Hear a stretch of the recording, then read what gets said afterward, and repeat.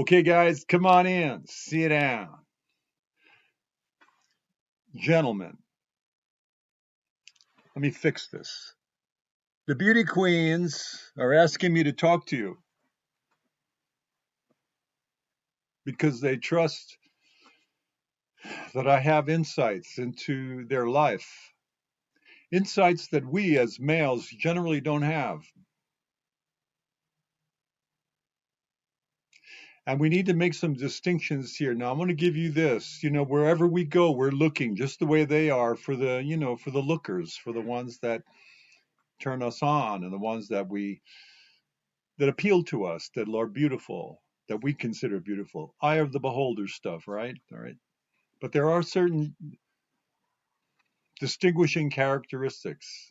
I'm not going to get into the details, enough to say that women in general may fall into a category of male desire and lust, but they often find relief and they can walk down a busy street without being visually molested, okay? A highly attractive woman cannot.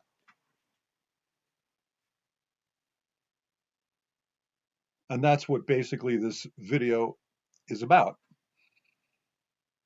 It's about the truth that nobody's saying out loud. It's about the wound that those gorgeous ladies that we so desire that they carry.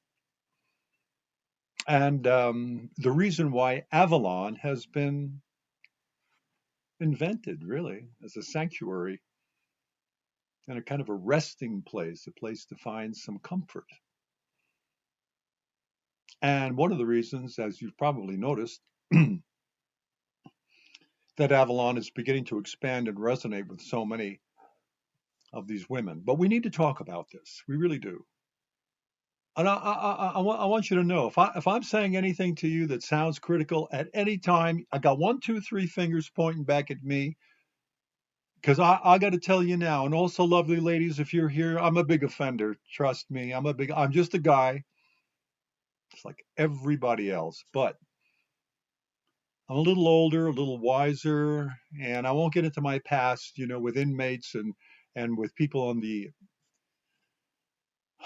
in the business, like the escort business, that was spiritual life coach with them for a number of years. And so I do have insights into the kind of the hard undercurrents. All right. I won't get into that though.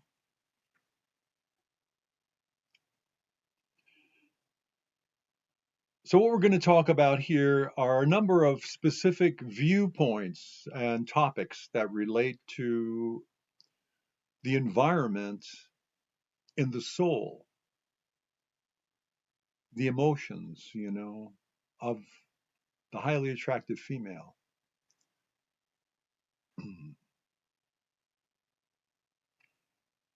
And probably the first aspect of what they are responding to, and that I want to make it clear to my viewers, is that these ladies, the ones that have won the gene pool lottery that we see in the pageants and in all these great YouTube videos that show, the bikini gals and the really great bodies and the beautiful faces and all this celebrity level stuff, is that what they claim, what they say is that they're highly misunderstood because what they're carrying is the burden of being seen as an object, They're aware of that constant misinterpretation of her presence, the exhaustion of being visually consumed because she feels it all, and the loneliness of being admired but not understood. And those are basically the grounds of the teaching that I'm using in Avalon. And that's what I'm hearing from the hundreds of comments. So what we do is we move into the inner life that she carries beneath the exterior. She does have a heart. She has feelings that want to connect with others that have feelings, and she loves men and women sometimes. So what we do was we attempt to integrate in her a sense of inner life mastery. That also applies to you. Emotional sovereignty for her, but that also applies to you. Self-worth and identity, but that also applies to you. And feminine intuition and healing. And you know something? That also applies to you because we have a feminine side. You didn't know that, did you? Well, look at your nipples. You got nipples, right? Yes, we have intuition, male intuition and healing. And you know something, guys? I want to tell you right now. If you understand the things that I'm about to share with you, I'll continue to share with you, you're going to become a healer for these ladies. These ladies are not for everyone. No, no, no, no, no, no. They're only for the very special, cold gentlemen who could rise above all the noise, do some of the emotional and challenging work, and begin to minister love properly, in the proper manner, to these particular women. If you have that, they're not easy. They have needs. So we must name the distortion here. And this is how men misread beauty.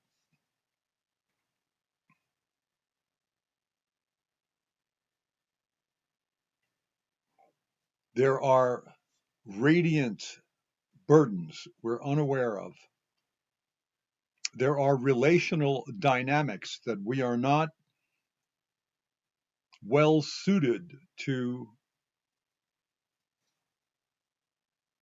negotiate. We need training.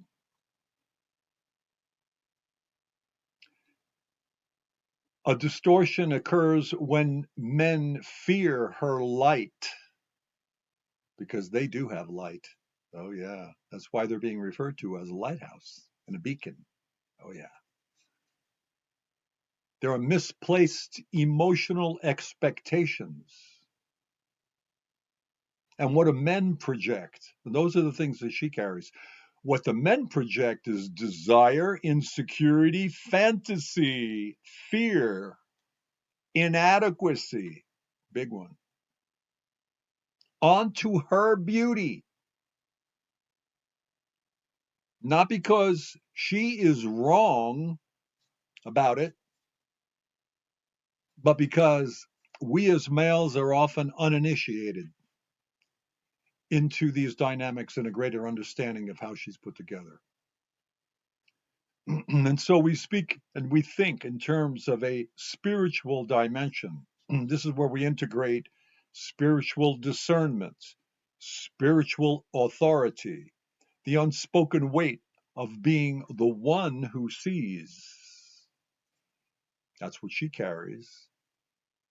And aesthetic reclamation. Why do I say this? Because many of these ladies do not see themselves as being beautiful. They don't see themselves the way you do, the way you see them. No, no. They look in the mirror, they don't see the same thing. Oh, not at all.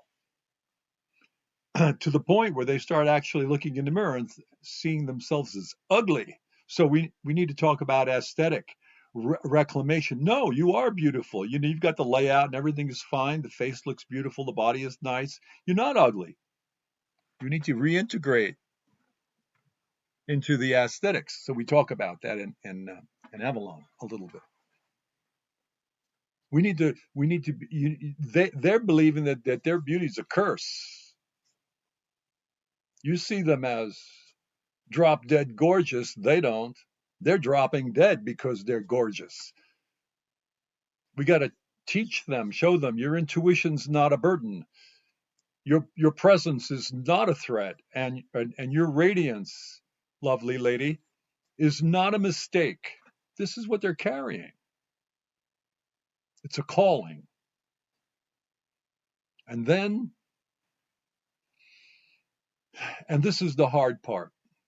This is where it goes deep, way deep. It goes way under the skin. It's called the ancestral wound. They're carrying the father's rejection, the unseen daughter syndrome, where mama's all jealous of her own daughter, right? And also the discarded feminine, because oftentimes the family dynamics are to reduce such a woman. Oh, you're not all that beautiful. Oh, you're not all this. And she hears this. Don't think that you're anything. Yeah, go to Denmark. Yeah, what do they call it? Jenteloven? They're nothing special. So now, let me just close with this. When we deal with beautiful women, what we're realizing is very important, that they have a sacred sisterhood.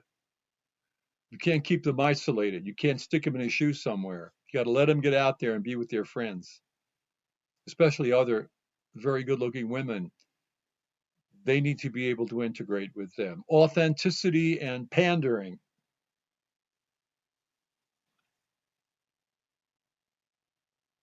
I'm sorry, I didn't want to mislead with that. They need to talk about authenticity versus pandering. They cannot use their beauty. And let me rephrase that. If you're coming from a place of authenticity, you are not going to be pandering to the needs of lustful men. See, because hey, it's a meal ticket, right? Gets them through the door, gets them that job. They have to learn how not to pander. And I think Coyote organization that's developed for the relief of people, that relief of sex workers. They'll talk about that. Man, that stuff's got to stop. So that's a big one, because you see, it pulls for them, it works for them. They know how to do it. They know how to get in the door, and they know how to pander, and they use it sometimes. They need to learn to reclaim their identity, and if you're a sovereign male, you can really help with that. Yeah, to some degree. Emotional boundaries. They have to learn emotional boundaries because of how stressed they are. They can be volatile, explosive, reactionary. All those things break relationships, and they know it, and it hits them hard. They feel the weight of the baggage they bring. So compounded with what they're dealing with, their beauty, they're also feeling guilt and shame. We address that. We work on healing that, and we need to let her know that she is not alone, that she is not crazy. She is not imagining this burden. When everybody says to her, "Oh, you're beautiful. What do you, you know, I don't see why you have a problem." I'm sure they hear that so much. And so she gets to thinking, she gaslights herself. She says, "Oh, gee, maybe this is all in my head." No, it's not in your head, hon. It's not in your head. And a good man, a sovereign man, is going to understand this dynamic, and that's why you're watching this, guys, right? I hope so. This is not PUA. No, she's not responsible for others' projection. She is awakening, she is sovereign, and she is part of a lineage of women rising. And if you're watching this, you're part of it, guys.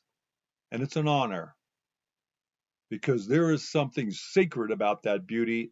Sometimes they don't even realize it themselves. Most of the time, they don't. Okay. So you need to understand what you're just looking at right now and what they're looking at in Avalon. This is not for the average woman, the casual viewer, the male surfer, the uninitiated, the curious passerby. This video is for the woman who has been misunderstood because her exterior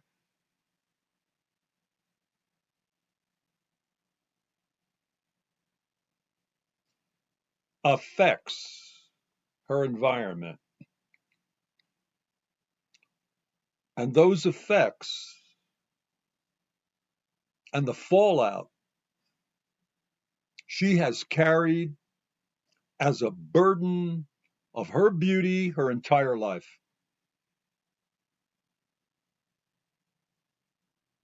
And if you're watching this video, some of my Avalon viewers,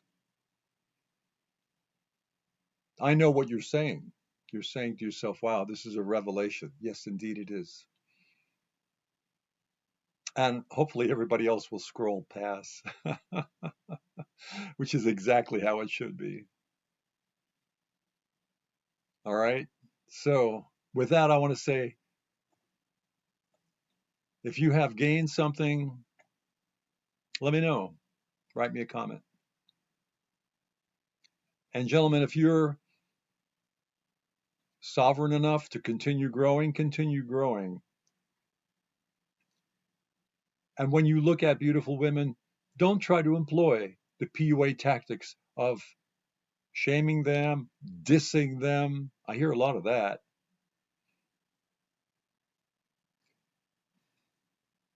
Or throwing out this like aloof macho thing, like, wow, okay, you're beautiful. I don't really see you, you know. No, none of that. It's all garbage.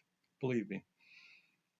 Just come as a human being, come as a friend, come as an agent of mercy and love and kindness. Come saying, I know, I know what you're going through, and I'm not going to pressure you. And you know, you might really love her, you might really want to be seen by her and known by her, but realize this: let her come to you,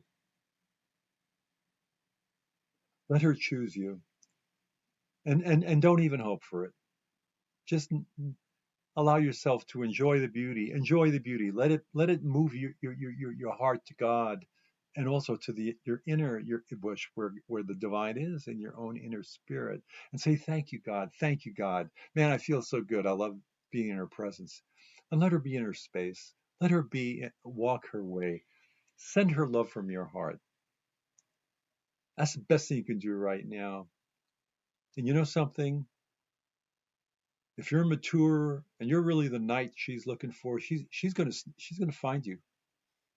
She's gonna find you, and when she does, well, may a wonderful union and connection happen for you. That's my wish for you. That's my prayer for you. And I would say until that time, remain in peace.